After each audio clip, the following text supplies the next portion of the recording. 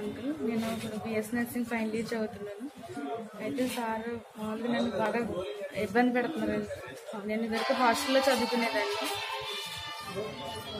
ఇదివరకు హాస్టల్లో ఉండేదాన్ని. 2.5 years హాస్టల్లోనే ఉన్నాను, 3rd year వరకు.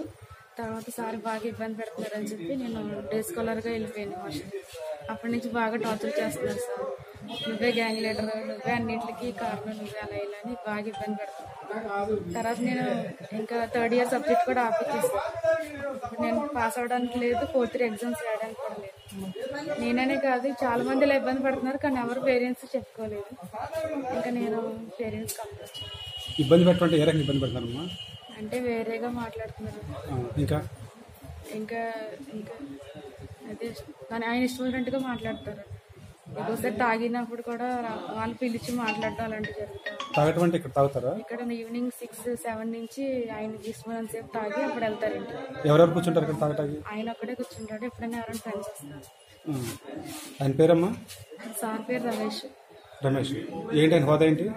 ఆయన కరెస్పాండెంట్ కాలేజ్ కరెస్పాండెంట్. హాస్టల్ కూడా ఇదేనా? హాస్టల్ పైన కింద కాలేజ్, కింద క్యాబిన్. ఈ హాస్టల్ వార్డెన్ ఉన్నారా? వార్డెన్ నేనున్నప్పుడైతే లేరు, ఇప్పుడు పెట్టారని 2 weeks. వాచ్మెన్ ఎవరు ఉంటారు? మగవాళ్ళు లేడీస్ ఉంటారు? వాచ్మెన్ ఒక అంకుల్ ఉంటారు, నైట్ వస్తారు ఆయన 7కి. అసలు లేడీస్ ఎవరు లేరు. మామూలుగా ఫ్యాకల్టీ ఉన్నారు, కానీ మార్నింగ్ వచ్చి ఈవినింగ్ వెళ్ళిపోతారు.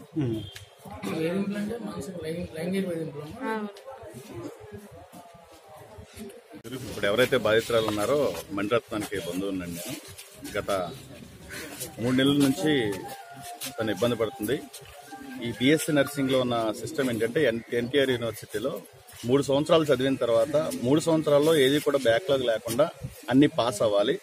ఇతను 3 సంవత్సరాల వరకు అమ్మాయిలను అబ్జర్వ్ చేసుకుంటూ ఉండి ఆ 3వ సంవత్సరం వచ్చేటప్పుడు నేను ఫెయిల్ చేస్తాను, నేను చెప్పిన మాట వినకపోతే అని చెప్పి బ్లాక్మెయిల్ చేస్తారు. ఒకరోజు తను చెప్పిన ప్రకారంగానే నడుచుకొని వ్యక్తులందరూ కూడా ఫెయిల్ చేస్తూ ఉంటాడు. అలా ఫెయిల్ చేసి అప్పుడు ఆయన కోరికలు తీర్చుకున్నాక వాళ్ళని పాస్ చేయడం జరుగుతుంది. వాళ్ళందరూ బాధితులు జరిగిపోయిన విషయాల గురించి ఎవరు బయటికి రారండి. అయితే ఒక అమ్మాయిని నైట్ టైము ఆఫీస్ రూమ్కి రమ్మని అక్కడ పిలిచినప్పుడు అయ్యో ఇది కూడా బాధితురాలు అయిపోతుందని చెప్పి మణిరత్నం ఇమీడియట్ గా స్పందించి వాళ్ళిద్దరు ఫ్రెండ్స్ తో కలిపి సార్ ఉన్న రూమ్ కి డైరెక్ట్ గా వెళ్ళిపోయి తలుపు తీసేటప్పటికి ఎందుకు వచ్చావని అడిగారు. నన్ను ఎందుకు డిస్టర్బ్ చేశావని. లేదంటే మేము భోజనం చేయాలనుకున్నాం, మా ఇంటికాడ నుంచి పేరెంట్స్ బిర్యానీ తెచ్చారు, ఆ పిల్లని కాపాడాలనే ఉద్దేశంతో తినలేదు. పేరెంట్స్ భోజనం తెచ్చారు, ఆ భోజనాన్ని మీ అందరం కలిస్తున్నాం అనుకున్నాం, అందుకోసం వచ్చానంటే ఆ అమ్మాయిని వెంటనే పంపించేసిన తర్వాత నువ్వు నన్ను ఎంత డిస్టర్బ్ చేస్తావు, నువ్వు ఎలా పాస్ అవుతావు నేను చూస్తానని ఛాలెంజ్ చేసి అలాగే నాకు ఎంగేజ్మెంట్ అయిపోయింది, నాకు అలాంటి ఉద్దేశం లేవండి, నేను పెళ్లి చేసుకుంటున్నాను, ఎంగేజ్మెంట్ అయిపోయిందని చెప్తే కావాలని ఫెయిల్ చేయడమే కాకుండా మళ్ళీ 4వ సంవత్సరం ఫీజు 3 సంవత్సరాలలో బ్యాక్లాగ్ లేనప్పుడే 4వ సంవత్సరం ఫీజు కట్టించుకుంటారు. అయినా కానీ ఫీజు కట్టించేసుకుని తనని ఇబ్బందులు పాలు చేశాడండి. తర్వాత ఆ విషయమై ఎందుకు ఫెయిల్ జరిగింది, 2 మార్కుల్లో ఫెయిల్ చేశారు. ఫెయిల్ చేసిన తర్వాత ఎందుకు ఫెయిల్ చేశారు సార్, నన్ను ఎలా చేశారంటే ఇతను ఎన్టీఆర్ యూనివర్సిటీలో బోర్డు మెంబర్ కూడానండి. ఇతను ఎన్టీఆర్ యూనివర్సిటీలో బోర్డు మెంబర్ కూడా. అందుకని నేను నా చెప్పు చేతలను యూనివర్సిటీ నడుస్తుంది, నేనే యూనివర్సిటీ నడిపించేవాడిని అని చెప్పి అతను గర్వంగా చెప్పుకుని పిల్లలందరినీ భయభ్రాంతులు చేసి ఆ విధంగా అబ్యూజింగ్ గా ఆడపిల్లల జీవితాలతో ఆడుకున్నారు. దీనిపై ప్రజా సంఘాలు, ప్రభుత్వం వెంటనే స్పందించి వీళ్ళందరిపై చర్యలు తీసుకోవాలని కోరుకుంటున్నాం. మచిలీపట్నంలో గ్రేస్ నర్సింగ్ హోమ్లో గత 2 సంవత్సరాల నుంచి ఆడపిల్లలను అరెస్ట్ చేయడం జరుగుతుంది. ఎస్ రమేష్ అనే కరెస్పాండెంట్.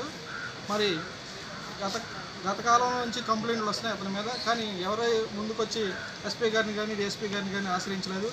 ఈ రోజున భీమవరానికి చెందిన మణిరత్నం గారిని అరెస్ట్ చేస్తున్నారని, అలాగే చాలా ఇబ్బందికి గురి చేస్తున్నారని, మానసికంగా శారీరకంగా అతని కోరికలు తీరిస్తే నేను పాస్ చేస్తానని లేకపోతే చేయనని చాలా అకృతంగా మాట్లాడుతున్నారని మనకు తెలిసింది. మరి ఎస్సీ సంఘాలు, బీసీ సంఘాలు ఆశించడం జరిగింది. అతన్ని వెంటనే శిక్షించాలని, అతని మీద ఎఫ్ఐఆర్ కట్టి జైల్లో పెట్టేంత వరకు మా ఎస్సీ సంఘాలు, బీసీ సంఘాలు కానీ ఉద్యమిస్తాయని ఈ రోజున ఎస్పీ గారి దగ్గరికి రావడం జరిగింది. కంప్లైంట్ ఇచ్చాం. 2 రోజులు అతను అరెస్ట్ చేస్తానని హామీ ఇచ్చారు. ఎఫ్ఐఆర్ కూడా నమోదు చేస్తానని హామీ ఇచ్చారు. త్వరలో కనుక అతను అరెస్ట్ చేసి జైలుకి పంపించడం పక్షాన మా రాష్ట్ర అధ్యక్షులు అట్లాగే నల్లా రాజేష్ గారు ఎస్సీ సంఘ రాష్ట్ర అధ్యక్షుల ఆధ్వర్యంలో మళ్ళీ ప్రిన్సిపల్ సెక్రటరీ గారిని అలాగే జగన్మోహన్ రెడ్డి గారిని కూడా కలవటానికి ఏమాత్రం సంకోచించమని మీడియా సమ్ముఖంగా తెలియజేస్తాం.